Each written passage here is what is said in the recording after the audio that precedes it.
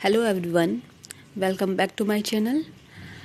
आज का जो हमारा टॉपिक है वो बहुत ही इम्पोर्टेंट टॉपिक है, तो इस वीडियो को आप एंड तक देखिएगा और वीडियो को लाइक कीजिएगा, चैनल को सब्सक्राइब कीजिएगा।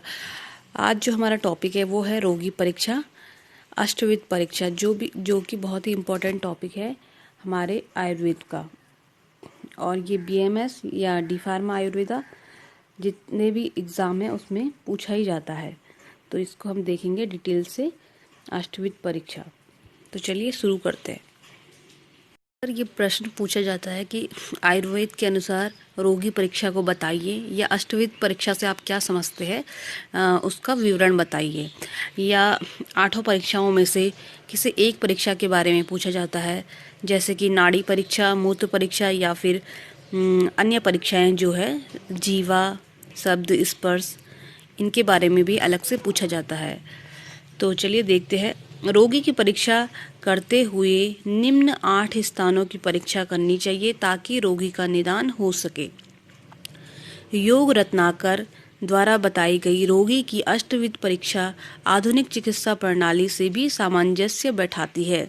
अष्टविध परीक्षा नाड़ी परीक्षा, मूत्र, पुरीस, जीवा, शब्द, स्पर्श, नेत्र, आकृति। सबसे पहले हम देखेंगे नाड़ी परीक्षा, जो कि बहुत ही महत्वपूर्ण रहता है।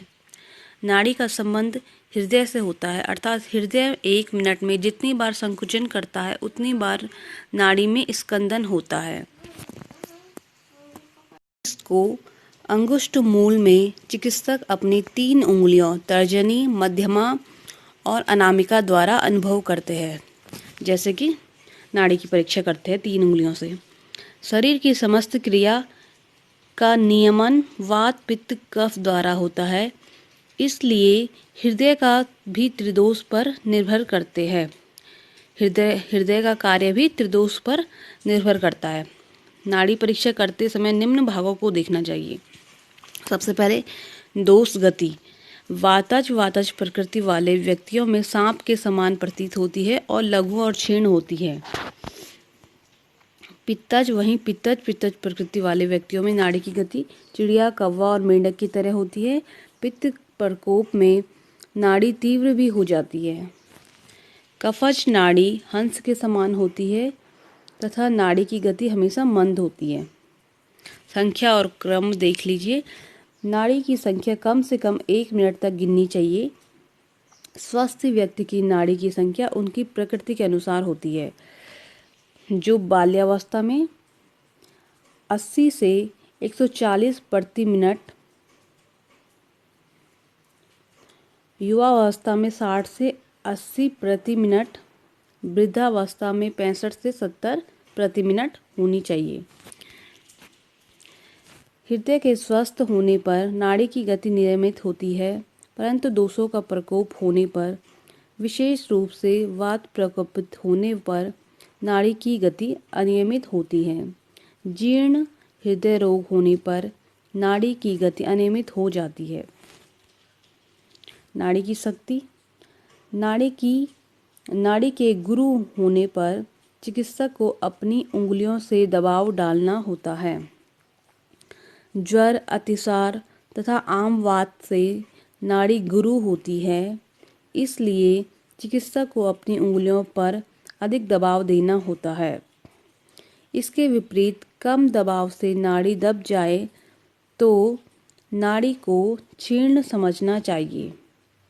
इस प्रकार की नाड़ी विसूचिका रक्ताल्पता में मिलती है। नाड़ी का स्पर्श। स्वस्थ तथा विकार रहित व्यक्ति की नाड़ी मृदु होती है।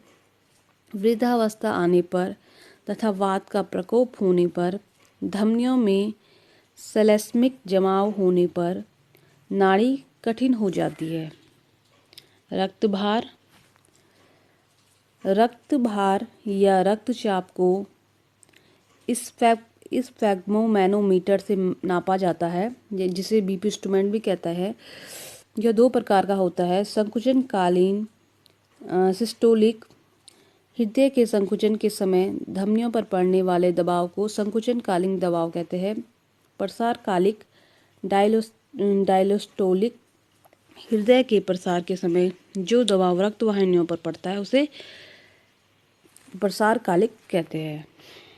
तो ये तो हो गया आपका नाड़ी परीक्षा।